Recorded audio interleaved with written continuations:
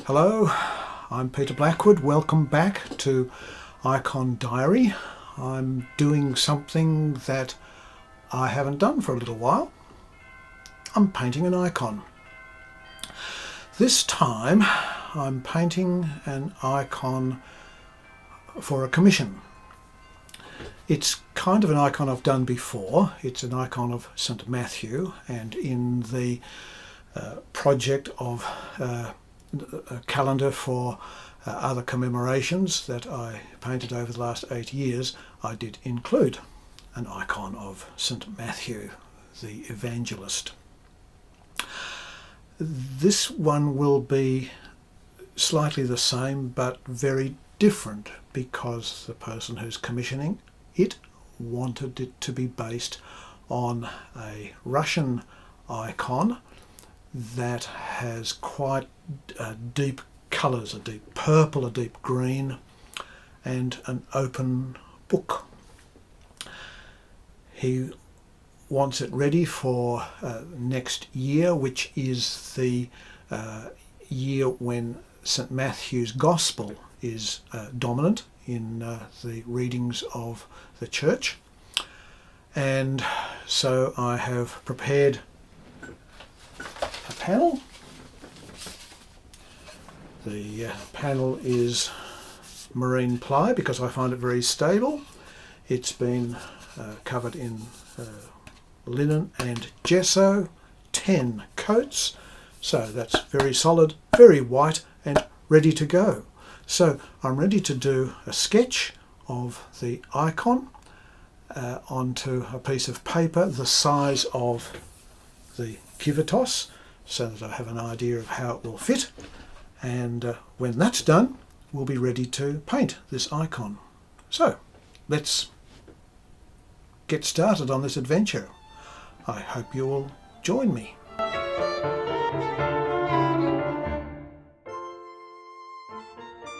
One of the things I'm doing for the first time is to use these scale protractors, and it enables me to scale the sizes from the smaller image to the larger image.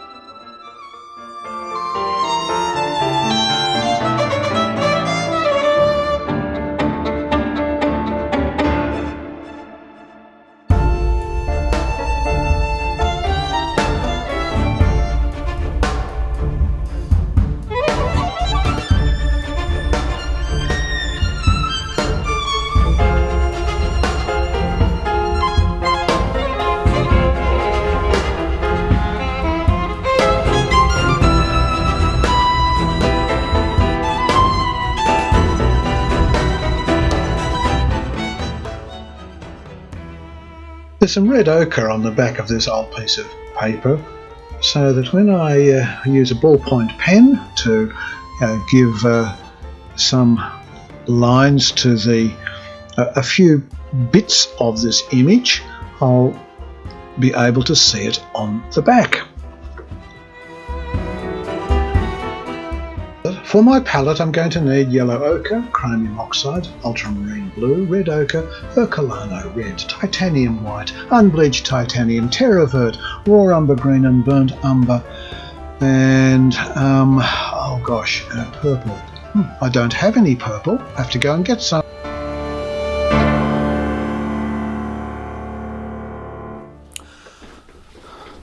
Well, I went to the shop and looked for purple pigment, and I thought I might have found it.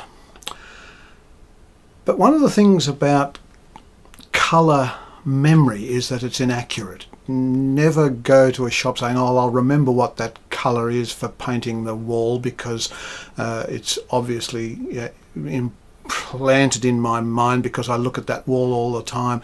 You will never pick up the right shade, the right colour, the right hue. It has to be compared with something that you have in your hand. So there I was looking at some purples in the shop, and I thought, that one looks pretty good. But I opened up my phone with the photo of the icon that I'm using as a model, and blow me down, it looked nothing like it. And as I looked at it, I looked, oh, it's much more red.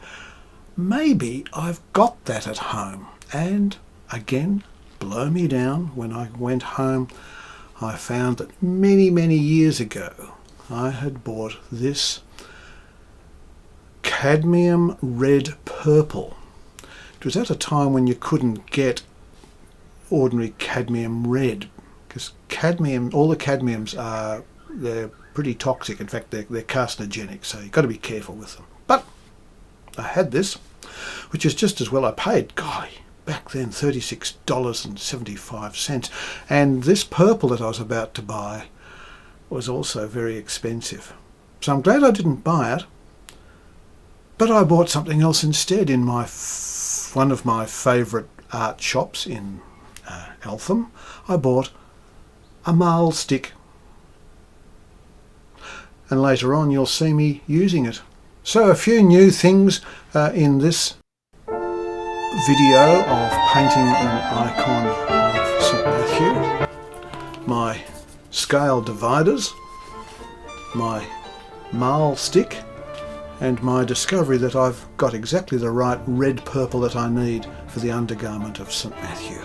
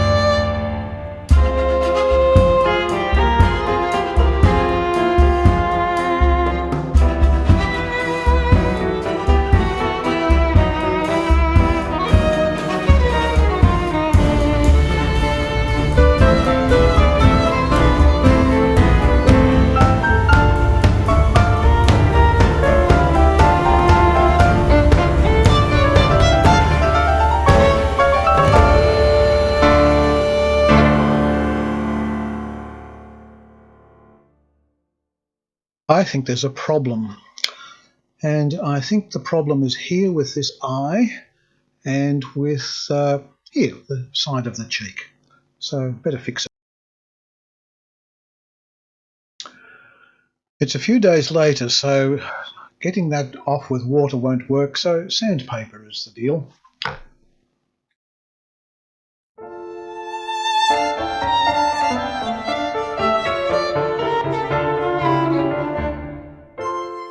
I need to make the main features a bit darker, so I'm using some burnt umber just to make sure the eyes are in place and the position of the nose, because later on this is all going to be covered up with a dark paint, so we want to be able to see these main features, don't we?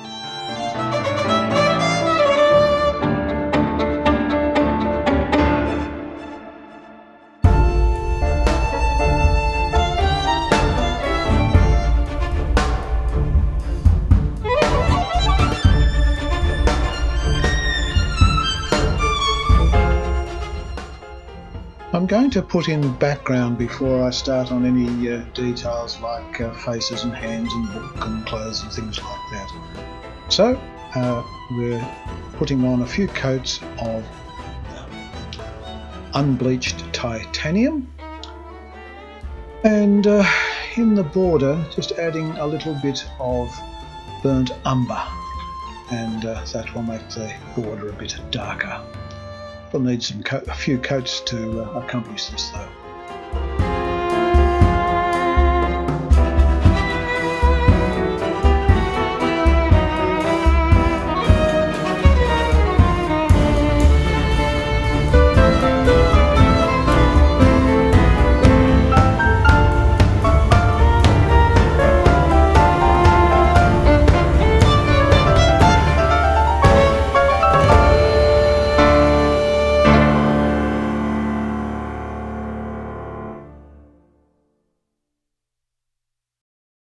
Silence now, please, and hold your breath during this most delicate of operations.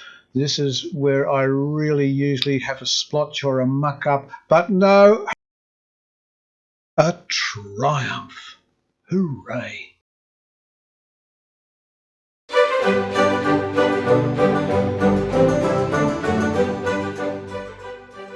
Time to tackle two garments, the inner garment and the outer garment.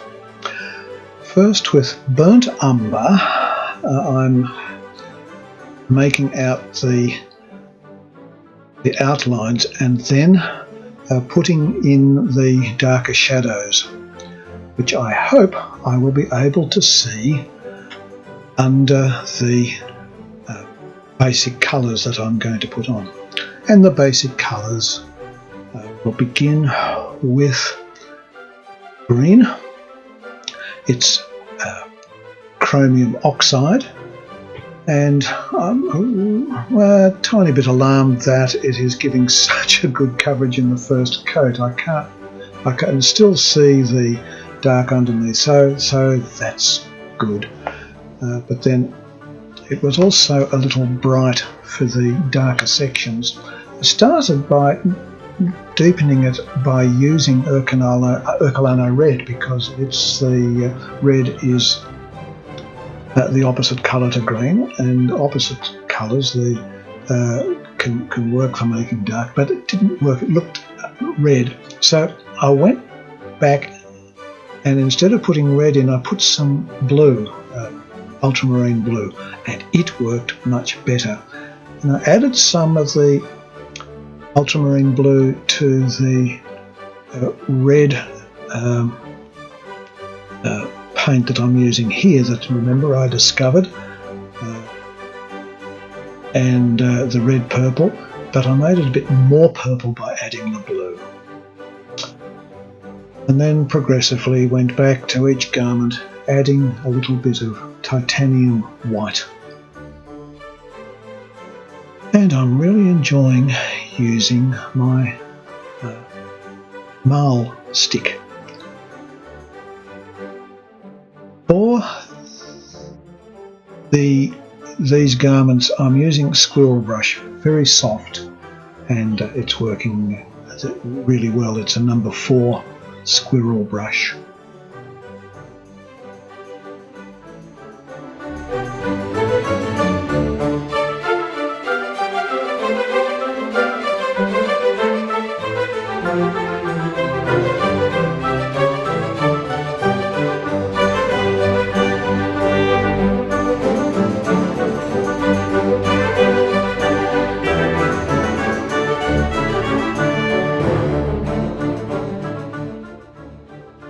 Sometimes a bit of a worry adding white to red, looks too pink, but this is working all right with the cadmium red, purple and blue, but it does need to be a bit subtle.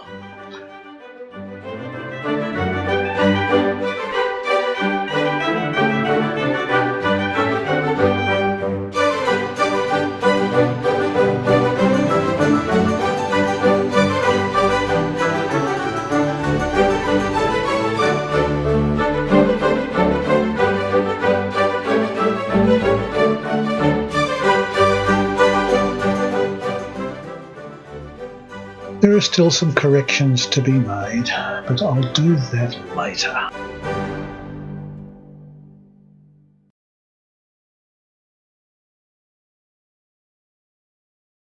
The green is a bit blue, so I'm putting a yellow glaze over it.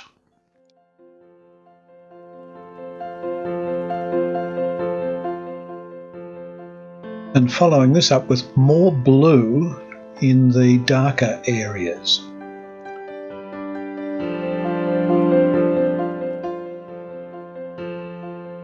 I'm using yellow ochre as a background to the yellow bits.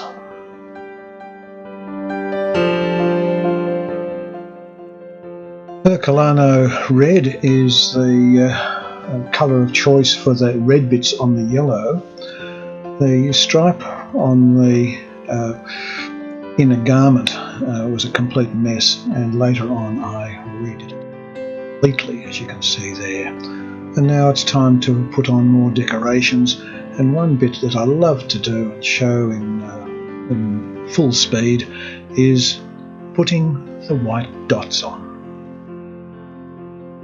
While you weren't looking, that is, while the camera wasn't on, I put some writing in the book.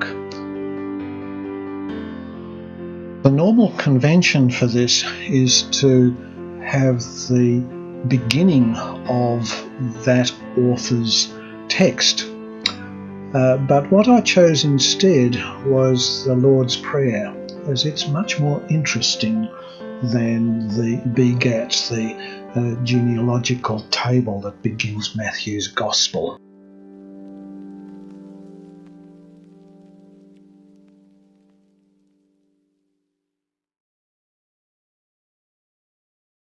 Time for hands and face, so I'm applying an undercoat of what's called a Sankia, and it's raw umber green with some yellow ochre and probably just a smidge of unbleached titanium.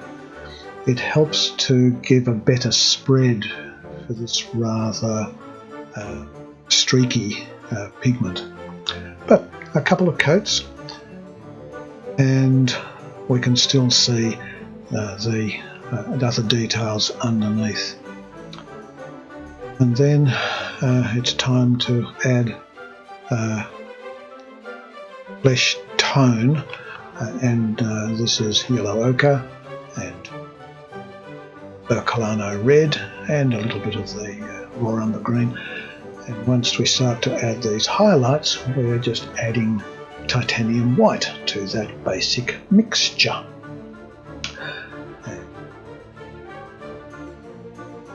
All work, but here just reinforcing some of the shadings. And now putting in some of the details with burnt umber. Darker eyes. And some more titanium white, get the knuckles working.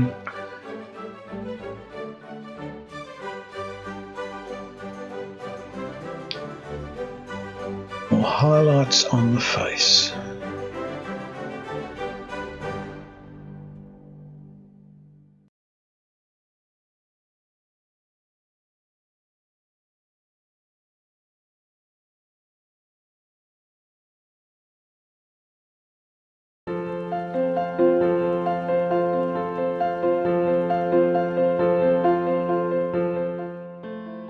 And with burnt umber, applying the beard and then also the hair.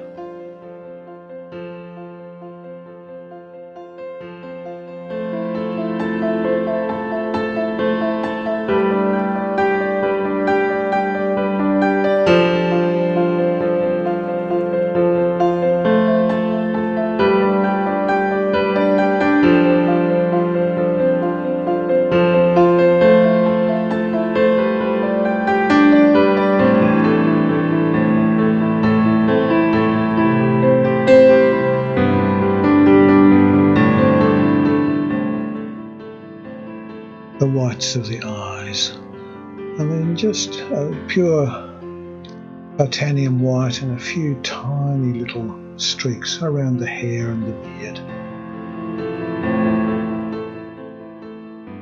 And Herculano red provides the finishing touches to the flesh tones.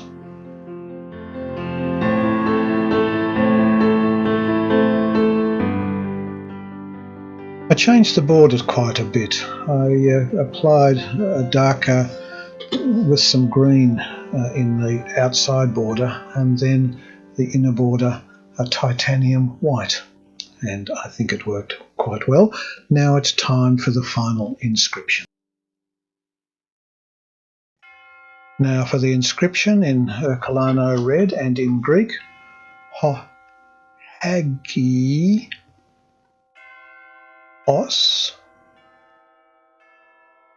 the saint.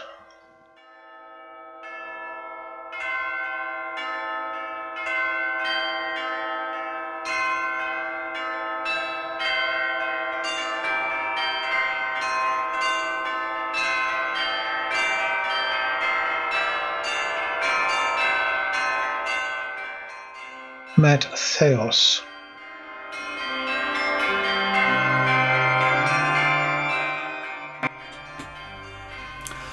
So that was my, second adventure with St. Matthew, this time a commission of the saint who wrote the first gospel.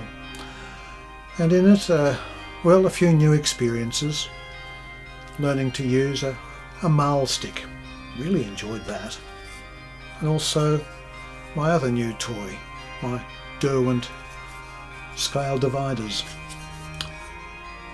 Thank you for joining me on this adventure, and I look forward to seeing you another time. Please leave a comment or a question. Love to hear from you.